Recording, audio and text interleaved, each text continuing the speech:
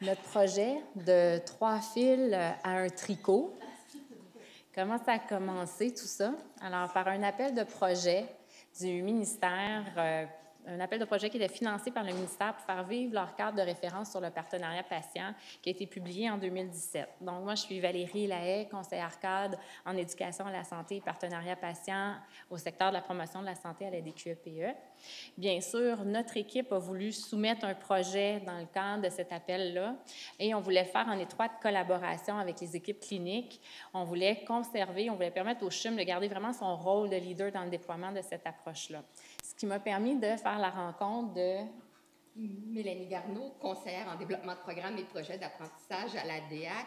La raison pour laquelle la DEAC s'est impliquée dans ce projet-là, c'est que nous avions vraiment la volonté d'impliquer le patient dans toute la trajectoire d'enseignement, mais bien au-delà de ça, on veut impliquer aussi les patients à travers toutes les étapes du design pédagogique. L'autre fil... Christiane Ouellette, co-gestionnaire clinico-administrative des services chirurgicaux ici au CHUM. Pour ce qui est du volet clinique, en fait, notre désir, c'était vraiment de revoir l'ensemble de la trajectoire de chirurgie digestive, puis tous les outils d'enseignement, en fait, qui sont reliés à cette trajectoire-là. Donc, nos besoins se sont ralliés. On a formé une collaboration, s'est amorcée assez rapidement et on a commencé à donner forme à notre tricot. On s'est joint à des patients partenaires et on a soumis au ministère de développer en fait une méthode de co-construction d'une trajectoire d'enseignement pour les patients, les proches et les professionnels qui serait pilotée sur la trajectoire de chirurgie digestive dans le cadre du programme de récupération rapide.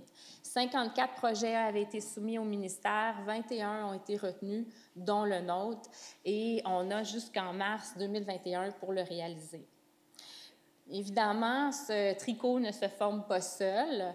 Il y a plusieurs autres fils qui sont venus s'ajouter pour continuer à contribuer avec leur expertise. Bien sûr, les directions cliniques, la direction des soins infirmiers, la direction des services multidisciplinaires ont donné leur aval pour que plusieurs des professionnels puissent venir y contribuer. Vous allez voir tout à l'heure, Christiane va parler là, du nombre de professionnels impliqués qui est assez quand même important. Il y a également le comité des usagers qui s'est joint à la démarche et le Centre d'excellence en partenariat patient et public. On voulait vous présenter la structure de gouvernance qu'on a mis en place, en fait, pour s'assurer de la réalisation de ce projet-là. Donc, il y a d'abord un comité de pilotage qui, lui, se réunit aux 6 semaines. Le but, principalement, est d'assurer le bon déroulement du projet, mais également le suivi, puis les redditions de comptes auprès du ministère. De là découlent 2 groupes de travail, le groupe pré- et post-opératoire, pour lequel on a en moyenne 25 participants. Et puis, ce groupe-là se réunit aux 3 semaines à raison de 2 heures.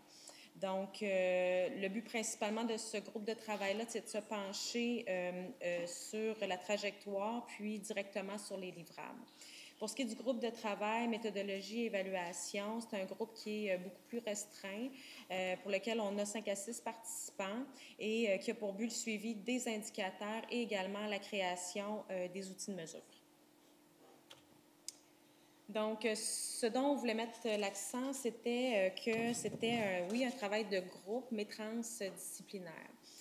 En ce sens qu'habituellement, on a l'habitude de monter des projets, puis ensuite de les soumettre aux différentes disciplines concernées pour obtenir leur contribution. Dans ce cas-ci du projet, ce qu'on a fait, c'est qu'on est allé vers tous les intervenants pour, dès le départ du projet, dès l'amorce du projet, en fait, aller chercher leur soutien, puis ils vont être présents tout au long de la réalisation du projet. On retrouve, vous le voyez là sur l'écran, juste pour en nommer quelques-uns, le service social, physiothérapie, ergothérapie, les chirurgiens, différentes conseillères, des infirmières-chefs de cliniques externes, d'unités de soins, coordonnatrices, mais sans oublier évidemment nos membres indispensables, soit nos patients partenaires. À cet effet-là, on trouvait ça intéressant de pouvoir vous présenter en fait une vidéo d'une des stratégies de recrutement qu'on a mis en place dans le cadre de ce projet-là. Et puis, bien, puisqu'une photo vaut 1000 mots, ou enfin une vidéo vaut 1000 mots, on va vous présenter le tout immédiatement. On peut débuter.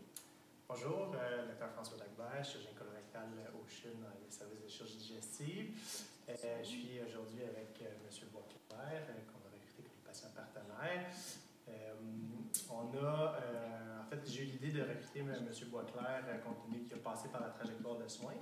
Et c'est quelqu'un d'articulé, puis qui était capable d'apporter sa vision sur comment les choses se sont passées de façon assez objective lors de nos rencontres en clinique. Donc, c'est pour ça que nous avons recruté.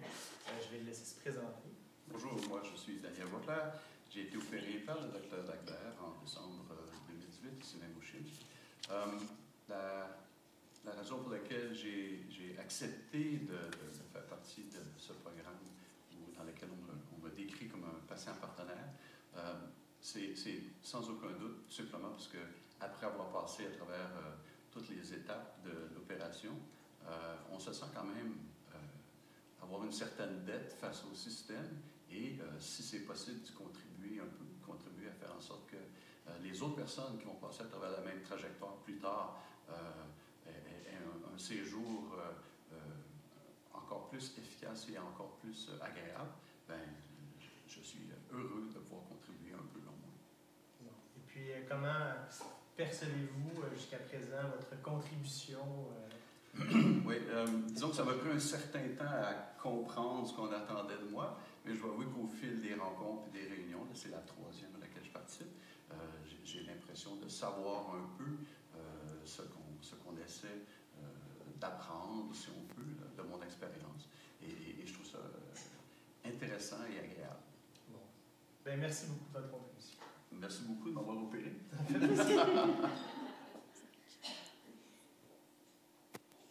Désolée pour les petits bugs au niveau de la vidéo. Je veux reprendre ce que notre patient a dit quand il disait qu'on ne sait pas trop où ce qu'on s'en va.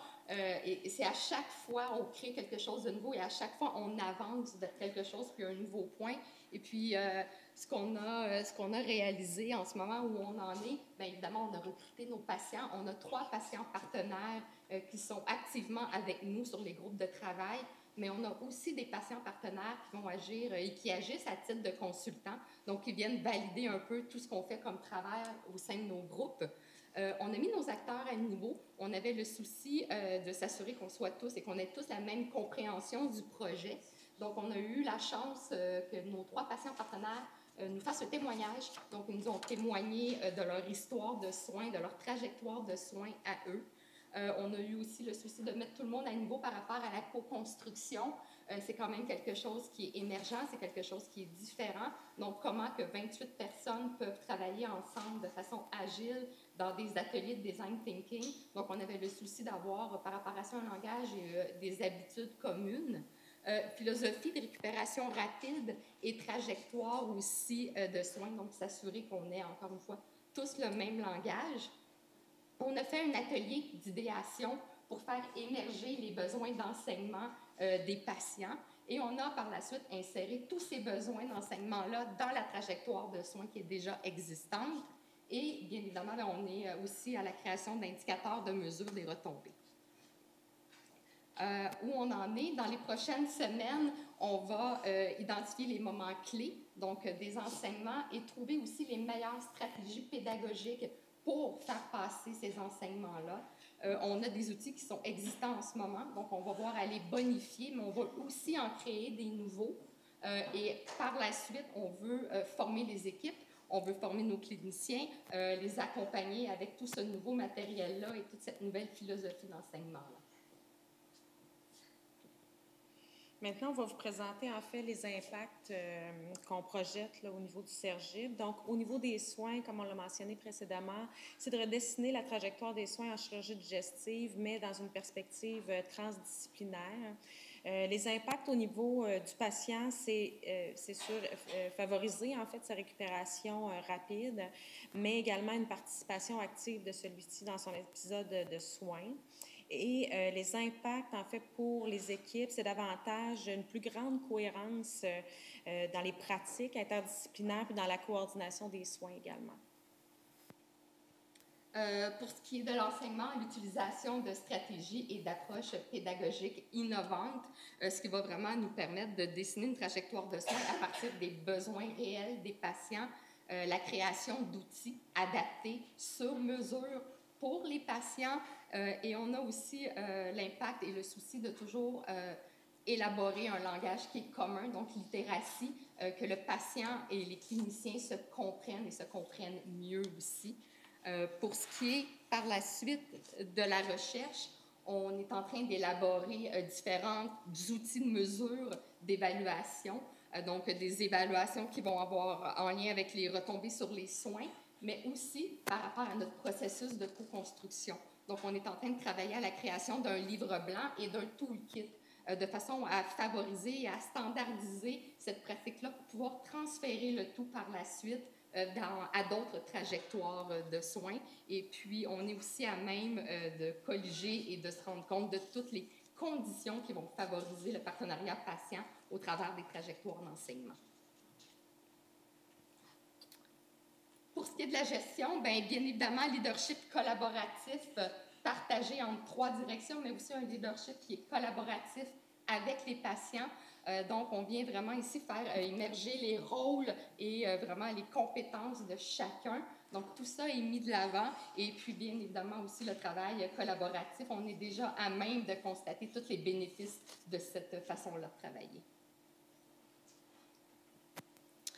Quoi dire maintenant par rapport à l'innovation? Je pense que mes collègues vous l'ont bien reflété. Toutes les méthodes de travail qu'on utilise, c'est des méthodes qui sont relativement des méthodes de travail qu'on n'a pas l'habitude de faire et d'avoir. Donc, travailler comme ça en grand groupe, travailler à collaborer tous ensemble pour créer, apprendre en faisant, c'est quelque chose qui nous sort de nos zones de confort, qui sort des sentiers battus. Ça demande beaucoup d'ouverture. Et ce qu'on se rend compte, c'est que d'avoir tous ces gens-là, stomothérapeutes, infirmières au CPO, au début de la trajectoire, avec les infirmières de liaison en fin de trajectoire, les travailleurs sociaux, le médecin, ça permet de faire comprendre différentes réalités. Chacun arrive avec ses réalités. Les patients partenaires, bien entendu, ramènent aussi ce qui est vraiment essentiel pour eux. Et de cela est en train d'émerger une nouvelle trajectoire qui est davantage compréhensible pour tous et qui rejoint les préoccupations que chacun porte. Alors, on se prétend à dire qu'on est dans l'innovation low-tech, où on permet de créer des liens et c'est pas dit que, par contre, en cours de route, qu'il n'y aura pas des applications qui seront développées pour venir soutenir le transfert des connaissances ou certains outils pédagogiques, mais le cœur de la démarche repose vraiment sur la rencontre et les liens. Et par rapport à ça, bien, le tricot central, le fil central à notre tricot, c'est vraiment le patient, vous l'aurez compris. Il est vraiment au cœur de la démarche. Il n'y a pas de rencontre de groupe de travail qui se fait s'il n'y a pas au moins un de nos patients partenaires d'impliquer. C'est un défi de garder les patients partenaires impliqués à cette hauteur d'investissement que ça exige de temps. Je vous dirais que ça nous amène à réfléchir à de nouvelles façons de faire pour continuer à les mobiliser, à les recruter, développer des nouvelles stratégies parce qu'à raison de 2 heures ou 3 semaines, tôt le matin, ça demande des gens qui ont beaucoup de disponibilité. Alors ça, c'est quand même quelque chose qui est complexe, qu'on est en train d'adresser. C'est sûr que c'est eux qui donnent le sens au projet. Ça vient humaniser beaucoup nos rencontres. Comme disait notre patient partenaire, M. Boisclair, c'est plaisant, c'est agréable ces rencontres-là. C'est des journées où on a l'impression que notre travail prend tout son sens. Et en même temps, bien, ça démontre aux professionnels qui sont là, qui sont impliqués dans cette démarche-là, la valeur ajoutée d'intégrer des patients partenaires dans leurs activités. Et lorsqu'ils retournent dans leur propre secteur, ils deviennent à leur tour des agents de changement pour pouvoir poursuivre les différentes philosophies puis méthodes de travail qu'on applique. Nos perspectives futures, je pense que vous l'aurez compris, c'est de documenter en fait les conditions de succès, les défis qu'on a rencontrés, mais également les éléments qui ont été facilitants dans la démarche pour être en mesure de le transposer dans d'autres démarches, dans d'autres trajectoires en fait de chirurgie et peut-être, sait-on, ultimement dans d'autres contextes de soins. Super. Donc, en résumé, pourquoi on ne peut pas se passer de cette innovation-là? Bien, ça nous permet de résoudre des enjeux cliniques. ça nous permet de briser les paradigmes de l'éducation, d'innover, d'être différent par rapport à ça, mais surtout, ça nous permet de favoriser l'émergence du travail collaboratif et de créer un projet innovant par, avec et pour les patients. Donc, merci.